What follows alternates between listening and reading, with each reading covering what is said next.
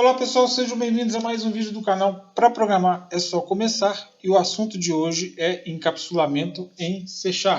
Então, vamos lá. O que é encapsulamento, né? É a técnica de não expor detalhes de um objeto. É também considerado um dos pilares da programação orientada a objeto, assim como herança e polimorfismo. Utiliza-se de modificadores de acesso para estabelecer o nível de proteção. O nível mais protegido é o private e o menos protegido é o public. Controlam o acesso à informação juntamente com get e set. Um exemplo de encapsulamento é um controle remoto de uma TV.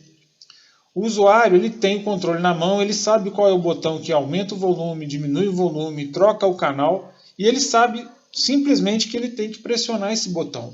Agora, o que acontece dentro do controle, internamente dentro do controle, quando ele aperta esse botão, para que essa operação seja realizada, o usuário não precisa saber. Ou seja, esses detalhes eles estão encapsulados, eles estão ocultos do usuário. O objeto não expõe esses detalhes para o usuário. Isso é que é o encapsulamento em si. Então, vamos lá para o C# para a gente ver como isso funciona. Então está aqui, ó. Eu estou utilizando o projetinho primeira classe, que é aquele que nós usamos na aula anterior, para exemplificar essa história do encapsulamento. Então, vou pegar aqui a classe cliente. Observa que nós temos aqui as propriedades desse objeto, todas como public. Beleza? O que acontece? Se eu vier aqui e trocar aqui, por exemplo, o nível de acesso público do atributo ID para private,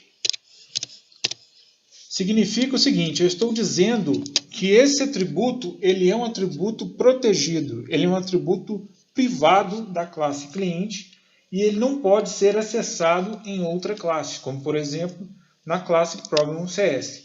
Vindo aqui, ó, você vai ver o seguinte: veja que já deu aqui um errinho no atributo ID. Por quê? Ele está falando aqui o seguinte, que ele não está acessível devido ao nível de proteção, né?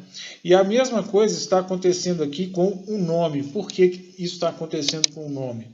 Porque no nome, olha só, eu coloquei aqui também a palavrinha private, modificador de acesso private no set, ou seja, a outra classe, que é a classe Program.cs, não pode setar, não pode definir o nome, né? Assim como aqui também não é possível definir o ID nem recuperá-lo. Por quê? Só para lembrar o que a gente já falou anteriormente, o get pega e o set define. Então, como eu coloquei esse cara como private, ele não pode nem ser recuperado.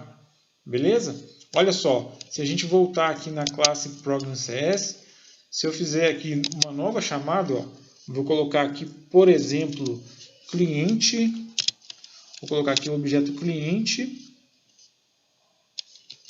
ponto. Olha aqui, o atributo ID ele nem aparece, então o compilador já não deixa nem que esse atributo fique visível. Então isso é que é você encapsular, isso é que é você proteger, né? Ah, mas e se eu precisasse recuperar o nome, né? O nome ali, vamos voltar aqui na classe cliente. Ah, o nome eu posso dar um get nele. Como é que é isso? Como é que eu inicio esse objeto com um valor, essa propriedade com valor, para que eu possa recuperar?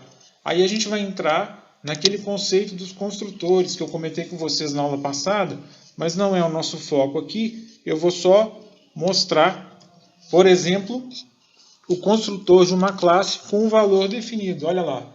Lembra que eu falei que eu estava criando esse construtor padrão aqui, pensando em aulas futuras? Então, olha aqui um exemplo.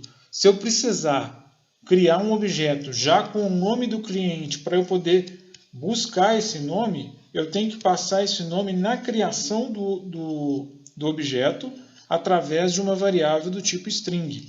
E aí eu vou falar que a propriedade nome da classe recebe o nome que eu passei. Mas isso é um assunto para outro vídeo, tá? Então não precisa se preocupar. Então vamos supor que eu vou, por exemplo, colocar aqui o atributo e-mail também como private. Ou seja, assim como o atributo nome, ele é uma variável pública, né? Só que eu vou colocar um private aqui no set, ele não vai poder ser definido. O que vai acontecer lá no Program CS? Lá na classe Program CS, nós vamos ter aqui embaixo o e-mail, olha aqui.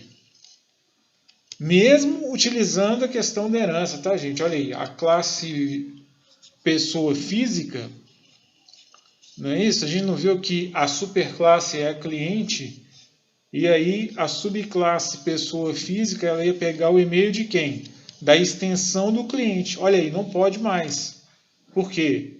Porque esse atributo é privado, beleza? Não, a classe Program CS não pode fazer com que essa informação do e-mail seja setada, mesmo aí utilizando a herança, ok?